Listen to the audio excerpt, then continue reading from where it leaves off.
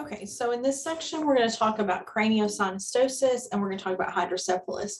Both of these are things that can cause deformities of the skull. They can also cause some other issues. So craniosynostosis is when the sutures close prematurely. Usually it's only one or maybe the two that are on opposite sides. So what happens when they close prematurely, as the brain grows, it causes the other sutures to open further or causes the skull to be misshapen. Okay. The majority of kids with craniosynostosis have normal brain development. They just have a suture that closed too early. It's managed by surgical correction. And that surgery is pretty miserable as far as pain, but it does tend to have good outcomes.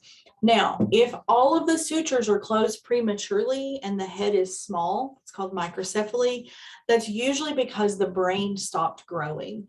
So the sutures closed because the brain wasn't growing, rather than the brain stopped growing because the sutures closed. The next thing I want to talk about is hydrocephalus. Okay, so hydrocephalus is when the cerebrospinal fluid that circulates through the ventricles and the spinal cord either doesn't circulate properly, doesn't drain properly, or is not absorbed properly. So I want you to get a picture of what that would look like. Let's find that really quickly.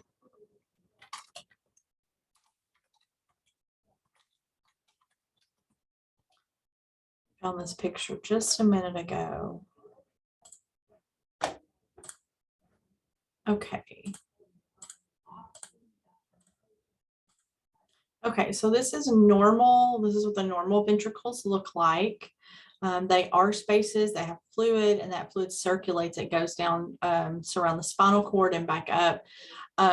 So at times it doesn't circulate properly. It's not draining properly. So it's sitting in the ventricles in the brain, and they continue to enlarge, take up more space, and it starts to compress the brain tissue against the skull.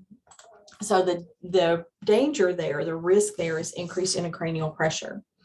So if the sutures are still open, say a young child, the skull gets larger, the fontanelles bulge, they'll have what's called frontal bossing, where the front part of the skull moves outward. Let's see if we can find a picture of that.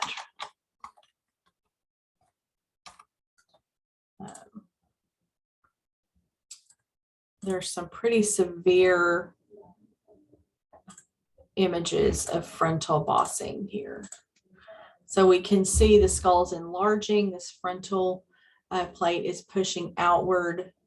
That's because this child has too much fluid, and because the sutures can separate, that makes more room. Okay. So if the sutures are open, it causes the skull to enlarge, it causes bulging fontanelles, it causes frontal bossing. If the sutures are partially closed, then the pressure can cause them to reopen, which is pretty painful. If the sutures are closed, then when those ventricles enlarge, it causes increased intracranial pressure.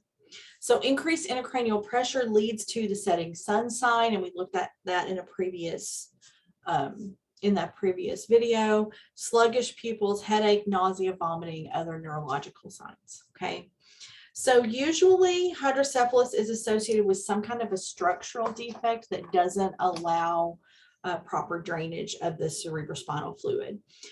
It can be, they're also going to be associated with neural tube defects. An infection can cause this because the debris from the infection clog up the channels. A mass, like a tumor in the a brain tumor, can cause it by blocking off drainage, hemorrhage, trauma, things like that. So think about structural things that would affect drainage. So how is this diagnosed? They when they measure the baby's head circumference, they watch for it to stay on the same curve. If it starts to cross percentile lines very quickly, if it starts to grow very quickly, then they start doing some imaging, and they look at CT and MRI to diagnose it. Management: if there's an obstruction that can be removed, that's surgically removed. they can place a shunt to drain cerebrospinal fluid. And if it's temporary, that shunt may just be like an intraventricular drain. But if someone has chronic hydrocephalus, they actually place a shunt permanently, well, semi-permanently, that goes from the ventricle and drains that fluid into the peritoneum, just out into the abdomen, and it's absorbed. That's called the ventriculoperitoneal shunt, or a VP shunt. Now, as the child grows, that shunt actually has to be replaced because they outgrow it. So that shunt, the ventriculoperitoneal shunt, has to be replaced periodically because of growth. Now, we're going to have usual post-op care for that kid that has surgery, but also during that post-op period, we're monitoring for increased intracranial pressure, because if the shunt malfunctions, that's what we'll see. So we're assessing at all times permanently anyone with a permanent shunt is at increased risk for infection, and they're at risk for that shunt to malfunction, stop draining the fluid, and so they develop hydrocephalus again. So those are things that have to be monitored for. Parents need to be educated about what that would look like. So what does increased intracranial pressure look like?